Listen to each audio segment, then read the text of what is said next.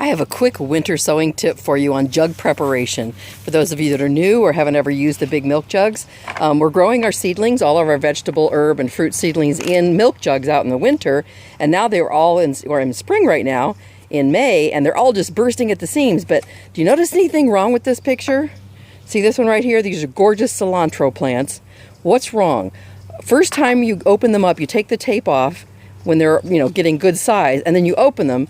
But look how I cut them wrong. I can't open them. They won't stay open, especially this one. The way I cut it, I'm going to show you in a second how I cut it wrong. This was a couple years ago when I first started. So now that I'm trying to air it out, kind of let it just get acclimated, it keeps crimping down and it's like messing up the plant. It's hurting the plant. So what I did was, in the handle right here, I was trying to make it a full jug with a lot of soil, and I cut it right here at the level of the handle. Same thing over here. You'll see I did my cut right at the level of the handle, thinking, oh, it'll just pop back. I mean, I can't even force it back hardly. And then even if I get it all the way back, it just snaps right back. So you want to leave your plants, a couple days up to a week. It's not really hardening because they're already hardened. I just call it acclimating. And sometimes when you get seasoned with winter sowing, you know what plants need to be left open. But you certainly can't open them if you cut them wrong. So where you want to cut them is below the handle. Let me show you right here. Here's a couple gorgeous tomatoes that are getting ready for transplant. And you'll see right here on the jug, I cut below the handle, right? Left the hinge there. Same thing here on the tomato. Cut below the handle right there. See, they're all different. Some have handles that connect, some have handles that don't connect like that one, but always go below it right there. So I'm just going to have to sacrifice this.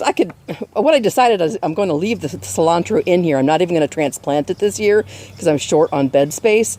So I'm just going to cut this off right here and toss it away, and then just leave this open and just eat my cilantro right out of this jug.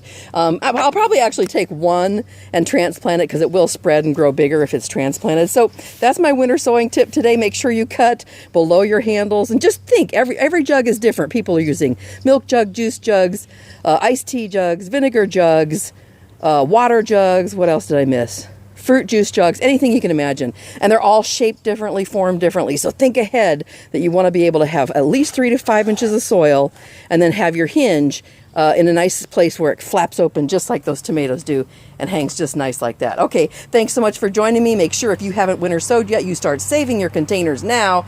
So in spring, you will have bags and bags and bags of containers so you can winter sow. I'll give you a sneak peek. Look at all those seedlings. That's just some.